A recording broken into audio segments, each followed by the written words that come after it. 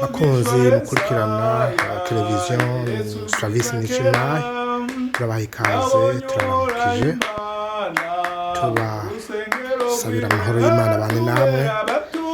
Yego ibiganiro vya service Gikeneye TV birabandanya aho muza murakurikirana ibiganiro bitandukanye bica kuri urubuga na cyane ibiganiro bifasha ingo n'imiryango ukungene yova mu bibazo muri iki gihe bihanze imiryango. Namwe mukurikira urubuga cyane musangiza abandi ibyo mwabonye kuri urubuga rwa service Gikeneye TV. Yego mukanya pastor Bavumiragiye Yves araza kutuganirira ku bijanye n'abagabo babaye abahizi mu vyingo. Mutege yompi aho muri hose murakoze. Umwamenye n'ingabo isi yose yuzuyemo icubahiro ciwe aracaririmba batyo natwe mw'isi tuvuge tutuweruweruwera niwe rugira vyose atuwera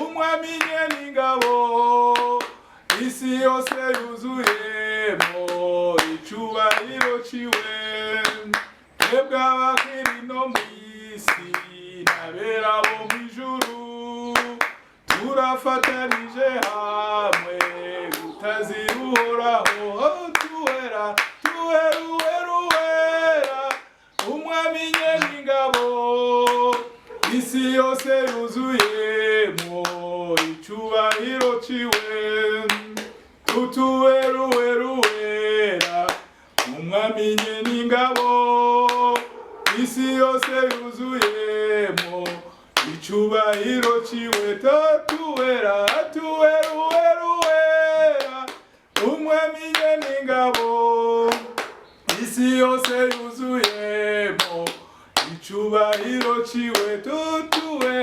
tuweruweruwera umwamenye n'ingabo isi yose yuzuyemo icubahiro ciwe. Uhoraho data wa twese wo mw'ijuru, twongeye kurenguka kano kanya ino saha gatondo keza ako wongeye kutugiriramo neza ukaduha kuvyuka turi bazima. None mwami turaje imbere yawe muri ca kiganiro co kubaka igicaniro c'ingo mwami n'imiryango, tukwereka programa yose mwami muri kano gatondo. Ubane natwe utugirire neza. Mungo hari vyinshi mwami, nta wundi wo kubaka igicaniro atari wewe, kugira ngo mwami ukomeze zango zariko ziragoyagoya, ukomeze zango mwami zuzuyemwo ibibazo mu izina rya Yesu Kristo. Turaguhamagaje rero gutangurane natwe muri no programa kandi uze kurangizanya natwe. Uwo dutaramuje ni wa mubi mu izina rya Yesu Kristo. Turahaye ikaze rero ishengero ryawe kugira ngo ryubakwe mwami biciye muri zango zikomeye, ya miryango yubatswe yujujwe mu bwiza bwawe. Urakoze, turagushimiye. Amashimwe icubahiro bibandanye kuba ivyawe ubu n'ibihe bidashira mu izina rya Yesu Kristo Munyanazareti, amen. Tugiye kuririmba muri kano kanya dushima duhimbaza Imana. Mfite impamvu yo kuririmba, numva nuzuye amashimwe kuko Uwiteka yakoze umurimo, yatembesheje amazi meza mu mitima iguye umumwe. Nukuri Uwiteka yakoze umurimo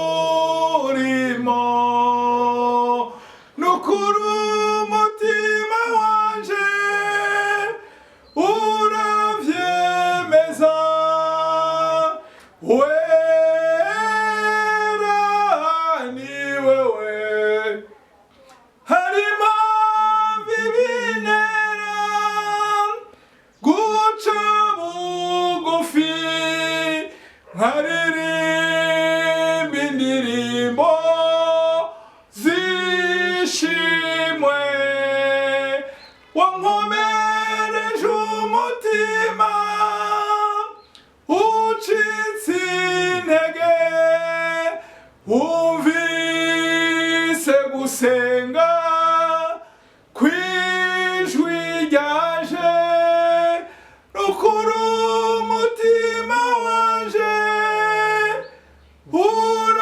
uravyemeza, wera ni wewe.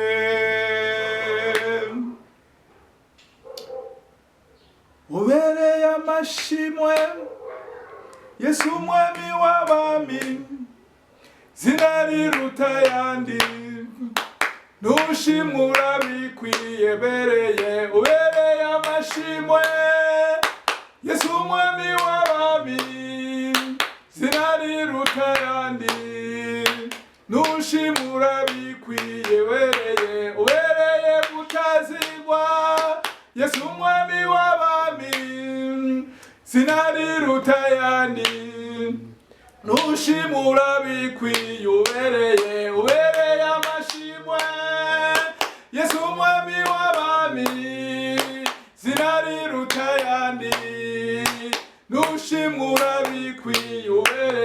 Ubereye amashimwe Yesu umwami w'abami, zina riruta ayandi, nushimwe urabikwiye. Ubereye amashimwe Yesu umwami w'abami, zina riruta ayandi, nushimwe urabikwiye. Ubereye gutazirwa Yesu umwami w'abami, zina riruta ayandi, nushimwe urabikwiye. Uhoraho data wa twese wo mw'ijuru, urakwiriye, urabereye amashimwe, wewe muremyi w'isi n'ijuru, wewe muremyi w'ingo, wewe muremyi w'ikintu cose. Kano kanya rino saha turaje imbere yawe tugutazira mwami, tuguha amashimwe no kuvyo ugiye mwami kutugirira. Kano kanya mwami turakurengukanye amashikanwa tugire dutange mw'izina rya Yesu Kristo, kugira ngo uyahezagire mwami, azakore igikorwa mwami cyo kwagura bwa bwami, kugira ngo zango mwami zikwiriye, zango mwami zirimwo amahoro zishobore kurama, kandi zitume nizitagira amahoro zirama. uzobukoze urakoze, turagushimiye, turagushize imbere ijambo tugiye kumva mwami, urihezagire, urivugutire, ribemo ubushobozi mw'izina rya Yesu Kristo umunyanazareti. Mwami, abari mu ngo baza kuryumva, abagabo n'abagore baza kuryumva, mwami ribashike kandi ribahindure. Abatari bwahinduke bahinduke, abatari bwagutahure bakutahure, bakumenye, kugira ngo mwami ribabere imfatiro mwami zo kushiraho zango zikomeye, ya miryango ikomeye. Mw'izina rya Yesu Kristo tubisenze twizeye, amen. Nuko tugiye gutanga ya mashikanwa, kandi nawe ahuri ushoboye gushigikira kino gikorwa, urashobora gutanga shikanwa ryawe ubicishije kuri rimikashe ni 62 66 29 39. Yesu abahezagire. Nuko rero tudatevye tugiye kumva amajambo y'Imana. Haleluya. Tugiye kumva ijambo ry'Imana rishimikiye cyane ku nyigisho. Teme tuza kuvuga ko ni abagabo, igicaniro cyo Mungo n'imiryango gikeneye. Haleluya. Abagabo, igicaniro cyo Mungo n'imiryango gikeneye. Imana irashaka ko igicaniro cyo Mungo n'imiryango gisubira kubakwa. Umuryango ugizwe n'umugabo, umugore, abana, kumbure n'abafasha kugira ngo imiryango n'abana bibeho nk'aba bandi mu rugo usanga imiryango ireze canke abakozi bakorera muri urwo rugo, abo bose bagize urugo. Tugomba rero turabe akarorero k'abagabo, igicaniro co Mungo n'imiryango gikeneye. Yesu ashimwe cyane. Turahera ku burorero dusanga muri Bibiliya. Abagabo babaye ikimazi kugira ngo ingo zishobore kubakwa. Uwa mbere n'umugabo yitwa Aburahamu. Haleluya. Uyu mugabo yitwa Aburahamu yabaye umugabo w'akarorero mu kumvira Imana. Ubwa mbere yarumvise ivyo Imana yamushakako. Imana yamubwira ngo va mu rugo, va mu muryango, uzogende iyo nzokwereka kandi muhana amasezerano. Haleluya. Uyu yabaye umugabo w'akarorero mu kumvira Imana. Ntiyaravye hirya no hino, yaciye yumvira iryo jwi ry'Imana. Ubwa kabiri Aburahamu yabaye akarorero mu kwizera Imana, arindiriye amasezerano, isezerano Imana yamuhaye. Ivyo turabisanga hahandi Imana yamubwira ngo, Imana yamubwira ivyo nta n'umwana yari bwaronke, mugabo aravyizera ati kw'Imana yavuze, kw'Imana yavuze, ndazi kw'Imana icivuze igishitsa. Haleluya. Umugabo wa kabiri tugomba kuraba n'umugabo yitwa Mose.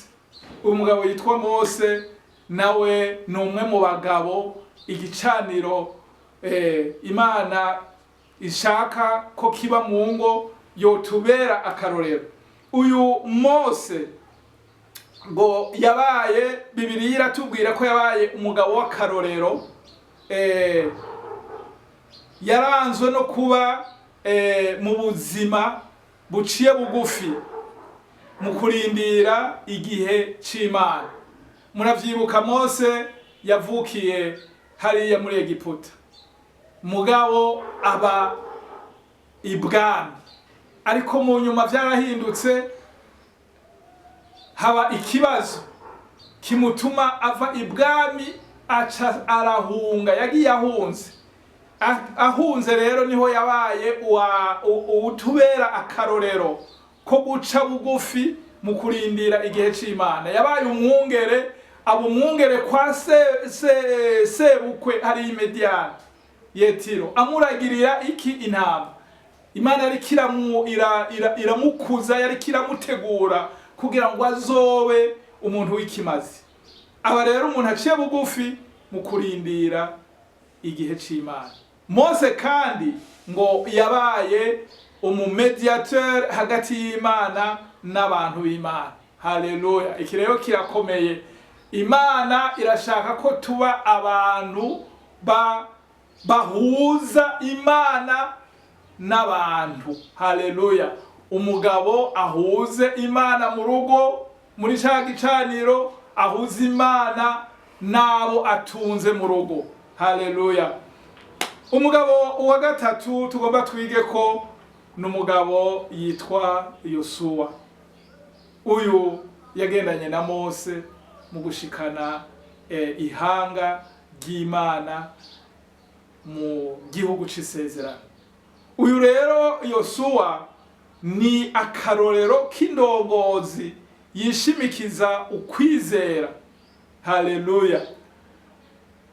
Muvyibuke ibi tubisanga hehe? Tubisanga bwa mbere igihe bagiye gutata ca gihugu c'amata n'ubuki Imana yari yabemereye. Bagiye ari abarepresenta, ari abantu baserukira imiryango 12, ariko ngo baragenda ico gihugu baragishikamwo, barabona koko ko ari igihugu c'amata n'ubuki, ariko bagiye kuvayo ngo bazana inkuru mbi kwihanga rya Israeli. Ariko uyu mugabo yitwa Yoshua ari kumwe n'uwundi yitwa Kalebu, ngo baravuga ngo ya ndazi ko mu ijuru hariho Imana, kandi Imana ico yavuze iragishitsa.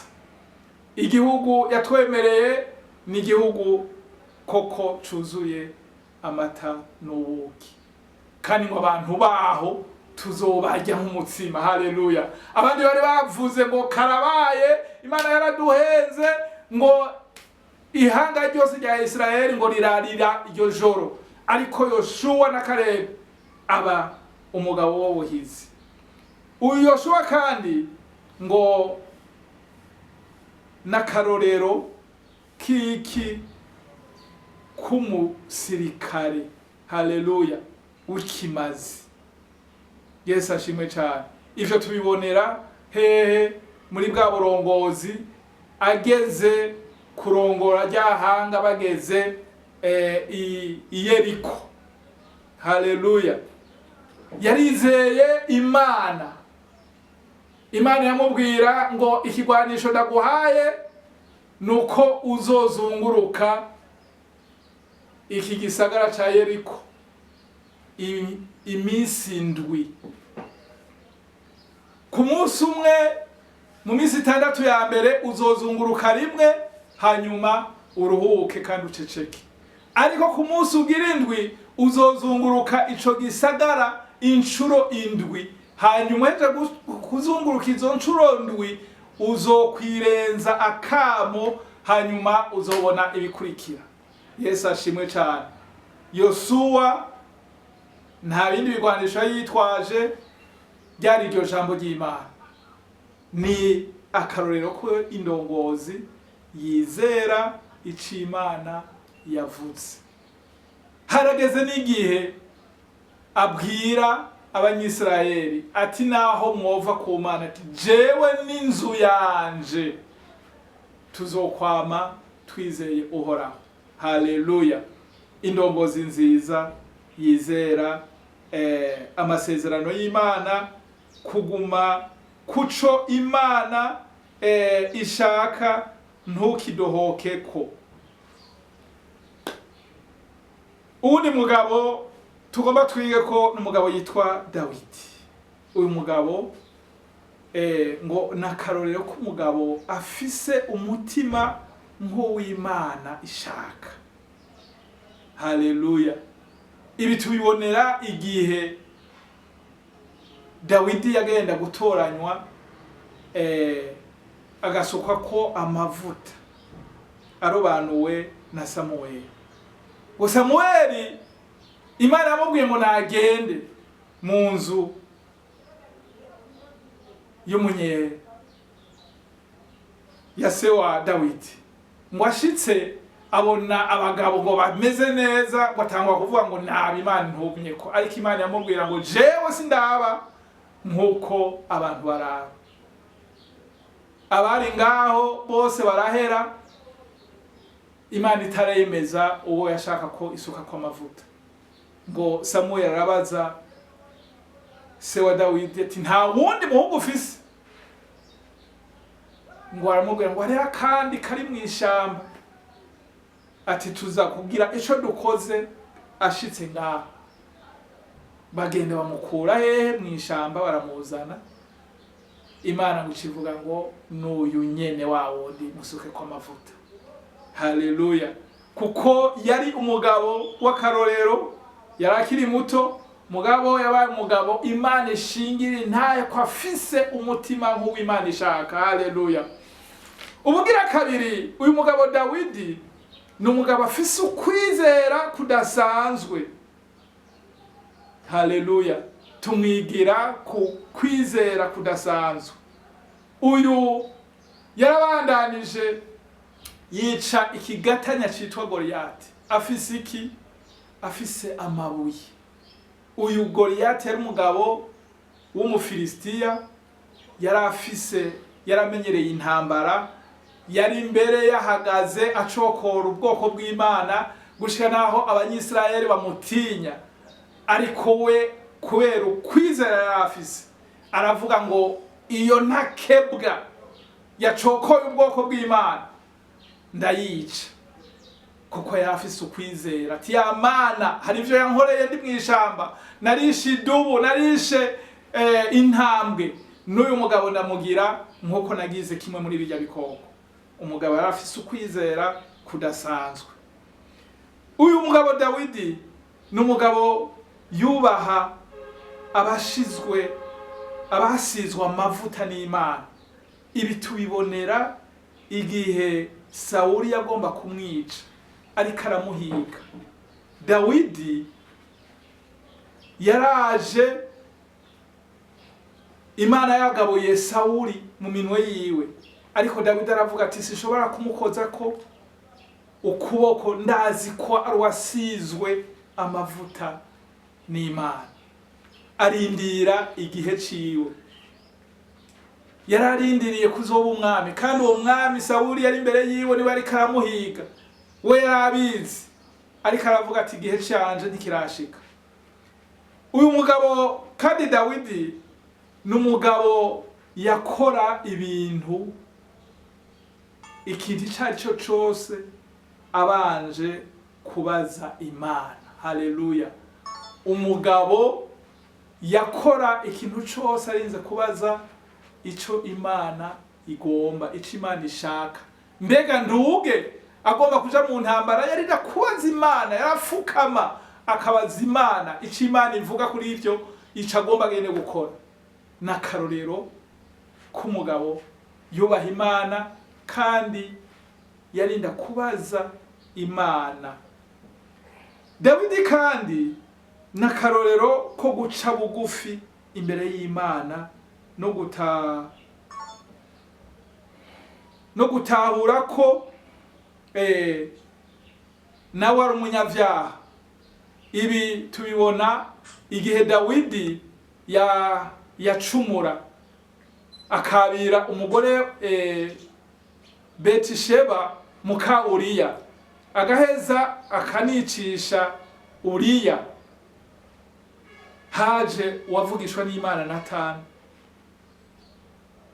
aramucira umugani, hanyuma Dawidi aratahura ko ari we yakoze ico caha, aca bugufi. Numwe rero mu karorero k'abantu bazi guca bugufi no gusaba Imana imbabazi. Haleluya. Tugiye kugera ku mugabo agira gatanu, n'umugabo yitwa Salomo. Uyu nawe yari umwana wa Dawidi. Salomo n'akarorero k'umuntu yagize ubwenge bw'Imana n'itunga rihebuje. N'umugabo yarondeye Imana, n'akarorero k'umugabo yarondeye Imana. Haleluya. Imana nayo iramwiyereka. Ijambo ry'Imana riravuga ngo nitwarondera Imana nayo izotwiyereka. Salomo rero yabaye akarorero, yaraduga ku musozi, Imana iramubwira ati nsaba ico ushaka cose. Iyo uriko urarondera Imana, Imana irakwiyereka. Yavuganye nawe rero, n'umwe mu bagabo botubera akarorero ko kumenya ko iyo urondeye Imana, Imana ikwishura. Imubwira ngo nsaba ico ushaka, yisaba ubwenge gusa. Haleluya. Imana yaheze iramubwira ngo kusavye ivyo gusa ngeri muha n'itunga, kandi itunga rya mbere n'ubwenge bwa mbere atawundi yigeze abugira gushika n'uyu munsi. Salomo n'ubu aracari akarorero k'umuntu w'ubwenge. Salomo kandi yabaye akarorero mu gutunganya itunga Imana yamuhaye, gutunganya neza itunga Imana yamuhaye. Ibi turabisanga igihe umwamikazi w'Isheba yaza kumugendera, yumvise ivy'Imana iriko irakoresha umuntu witwa Salomo, yavuze ati reka ngende nirabi. Ngo arashikayo asanga kwa Salomo hakoreka ibintu biteye ubwoba, hari urutonde ruteye ubwoba. Salomo rero yabaye uwubakiye Imana, kandi uwubakiye Imana ingoro ihambaye rurangiranwa, ikiri akurikije ivyo se yaramubwiye. Haleluya. Salomo yabaye kandi akarorero k'abantu bubakiye ingoro Imana, akurikiza ivyo se yari yasize amubwiye. Reka turangirize kundi mugabo umwe muri Bibiliya. Hariya uburorero bwinshi bw'abagabo Imana ishaka kugira ngo twubake igicaniro mu ngo n'imiryango. Benshi tutoshobora kudondagura mu mwanya muto y'inkuyu. Uwa nyuma tugomba kuvuga ko n'uwitwa Yehoshafati. Uyu na karorero ko kwizera Imana kudasanzwe. Uyu mugabo ari kumwe n'Imana ngo ategwa n'abami batatu, agira ubwoba. Mugabo aribuka ati ndafise Imana, aje imbere y'Imana. Haleluya! Kuba imbere y'Imana, Imana yamubwira ati ntutinye. Haleluya! Ntutinye, intambara si yawe. Haleluya! Ngo Imana imubwira ati je imbere, tondeka abaririmbyi baririmbe, bahimbaze, batazire, ibindi vyose ndavyikorera. Agira ukwizera, akora nk'uko Imana yavuze, atondekesha abaririmbyi. Hariya baraja ngaho bararirimba, baratazira Imana, ubwiza bwayo ngo buramanuka.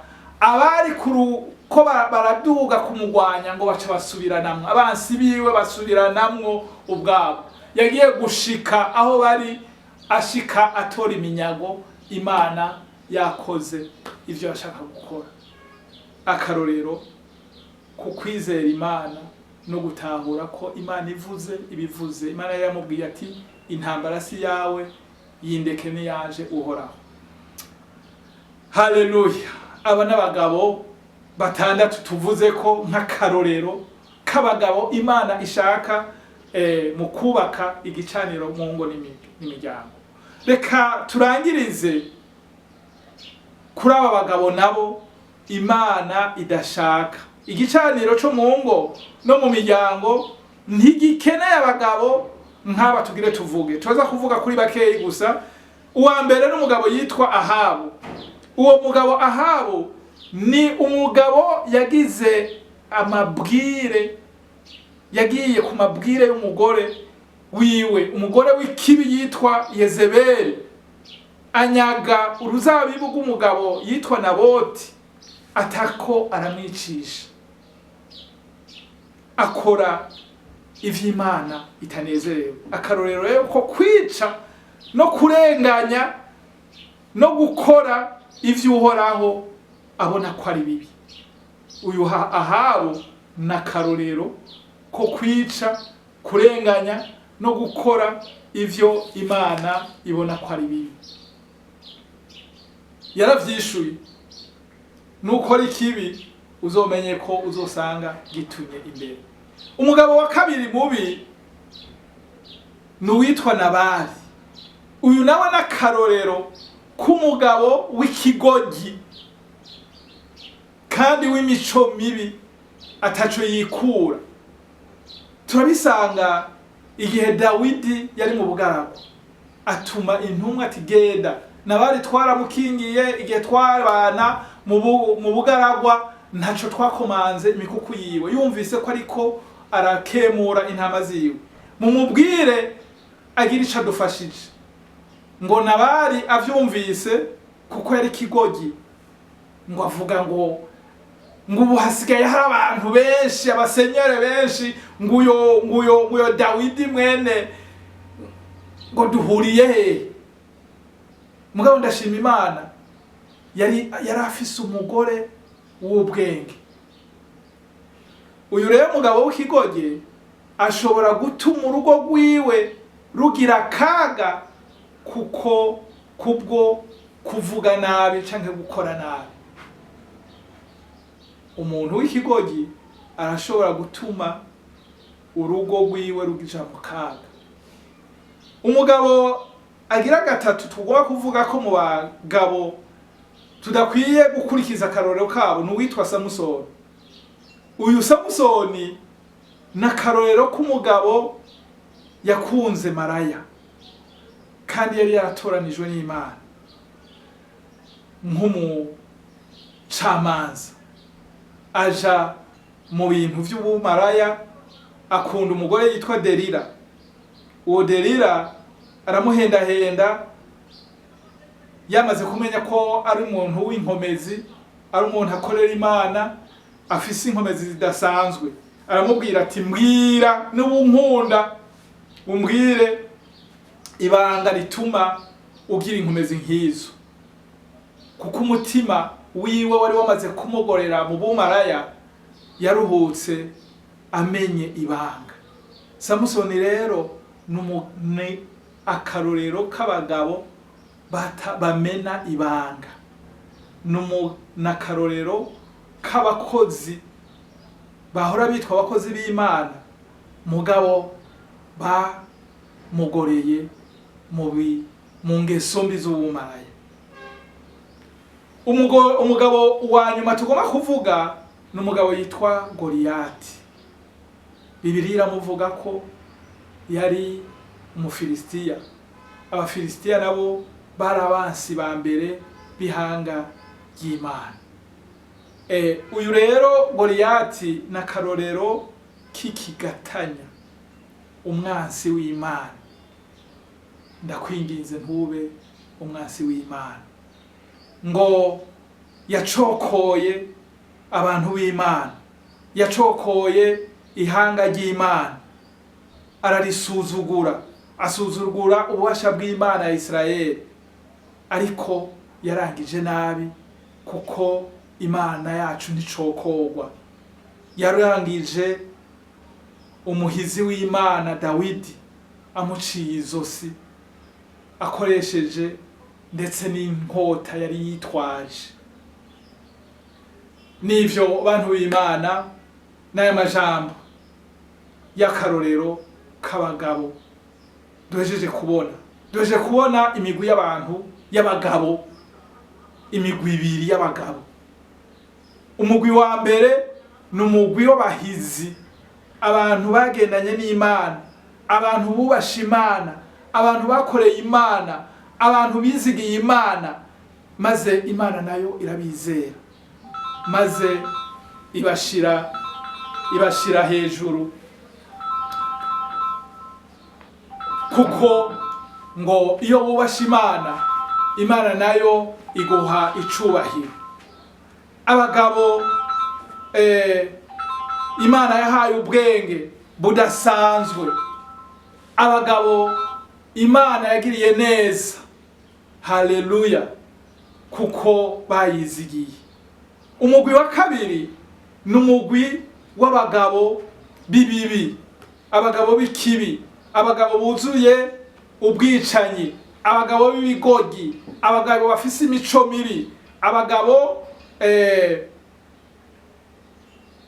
babicanyi, bagira imigabo mibi abandi, abagabo barementariza abandi, abagabo buzuye ishari, abagabo buzuye inzigo, ataciza kibavamwo. Abo amaherezo yabo aba mabi, kandi bahereza muri Gikeneye. Nshuti mukundwa wadukurikiye, ngoma ndangize, ngira wamaze kumva mbega muri iyi migwi ibiri wewe uri umugabo, uri mu mugwi uwuhe? Wavyumvise? Mbega uri mu mugwi waba bandi bagorokeye Imana, babandi bizeye Imana, babandi bakoreye Imana, canke uri muri uyu mugwi w'abantu babi? Wamaze rero kwiyumvira umugwi, urashobora kwishira mu mugwi uyu wa mbere canke uyu wa kabiri. Ariko imbere yuko ndangiza, ndashaka ngo ndagufashe. Niba uri umugabo uri muri uwo mugwi mwiza, ubandanye uba umwiza, ubandanye Imana igukomeze, ubandanye urugendo watanguye. Niba uri mu mugwi w'abagabo babi, iki ni igihe ciza co guhindukira, ukava muri ivyo bibi umaze igihe ugenderamwo, ukaza kuri Yesu, kuko birashoboka kuko uwo Yesu arashobora kuguhindura. Ni Imana igira neza, kuko Yesu ni umwami w'ivyiza. Uwo Yesu arashobora kugukura muri ivyo bibi umaze mwo igihe. Ni Imana y'amahoro, atanga amahoro kandi aduha kugira iherezo ryiza. Tugiye rero kurangiza dusenga Imana. Tukwinginge niba wisanze uri muri wa mugwi w'abanyakibi, w'abagabo b'ikibi, b'abagabo batuma ingo zabo zisambuka, batuma igicaniro c'Imana carasambutse. Iki ni igihe cyo kongera gusanasana igicaniro c'Imana. Iki ni igihe Imana ikiraturondera Mungo, ingo zongere zubakike, ingo zongere zigira amahoro, ingo zongere zibe mu munezero, ingo zongere zimike Imana, zimike Yesu. Niba rero wari muri uwo mugwi wa kabiri, ngoma ndagufashe kugira ngo wihane, hanyuma iyo Mana ni Imana y'imbabazi, iraheze kugirira ikigongo. Twumvise n'umugabo yitwa Dawidi ko ari umwe mu karorero k'abantu bazi guca bugufi no kwihana. Imana yamurungikiye uwavugishwa nawe, aramwereka yasambanije umugore wa Uziya, agataka akicisha Uziya. Yaritahuye aravuga ati nukuri nacumuye, asaba Imana imbabazi. Nawe ni waba uri muri wa mugwi wa kabiri, nakanya keza ufukame hanyuma dusenga Imana. Ngoma ndagufashe niba utarakira Yesu nk'umwami n'umukiza w'ubugingo bwawe, usubiremwo ano majambo hamwe nanje, dusubiranemo ano majambo. Mwami Yesu, ndatahuye ko uri Imana nziza.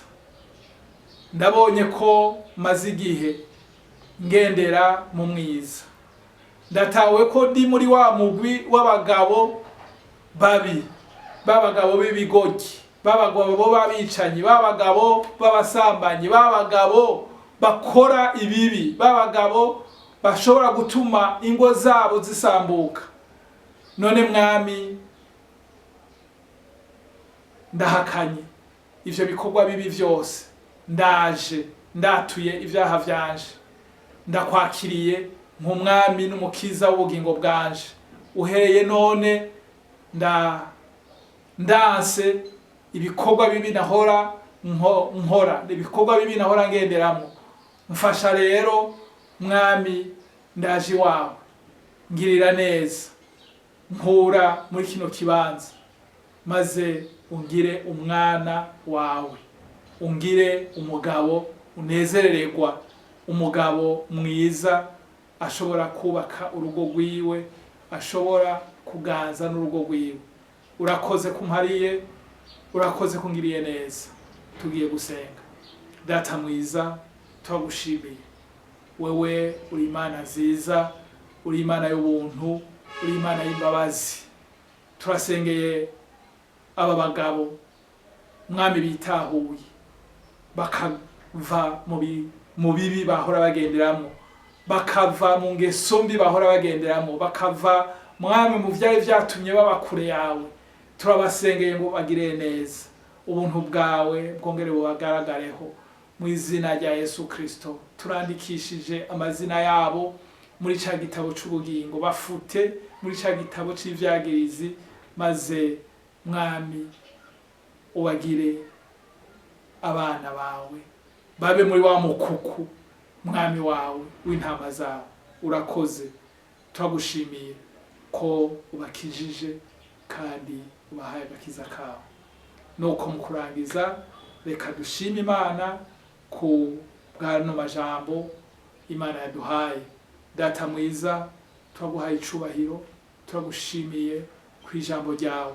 Ijambo ryawe ngo ni itara rimurikira ibirenge vyacu, kandi ijambo ryawe ni ubuzima.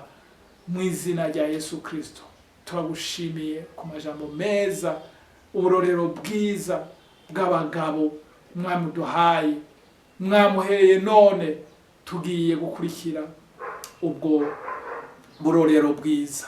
Turasanganguye imigabo n'imigambi yose y'umugwanizi yateye ingo, yateye abagabo, ya impwemo z'abagoriyati, za mpwemo zo gucokora Imana, impwemo z'abasamusoni, za mpwemo z'ubusambanyi, impwemo z'aba Ahabo, za mpwemo z'ubwicanyi, za mpwemo zo kurenganya, za mpwemo zo kutubaha Imana.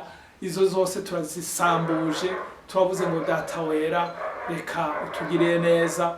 Ukugira neza kwawe kube ku bagabo bumvisa no majambo, ukugira neza kwawe kuganze mu miryango, imiryango yongere yubakike, imiryango yongere igutahure, ikwimike mwami mu ngo zabo, kugira ngo mwami ejo turonke ishengero rimwo abagabo mwami buzuye ubwiza, imiryango bavuye mu miryango yubakitse mwami aribo bazokubaka n'igihugu, tukaronka igihugu mwami cubashwe, igihugu cubaha Imana, igihugu gikorera Imana, Imana iyicitegereje ikakinezererwa. Urakoze rero kubw'amajambo yawe, urakoze kugiye guhindura ingo, kandi abagabo ugiye kubuzuza ubwiza bwawe. Amashimwe icubahiro bibandanye kuba ivyawe ubu n'ibihe bidashira, mu izina rya Yesu Kristo Umunyanazareti. Amen.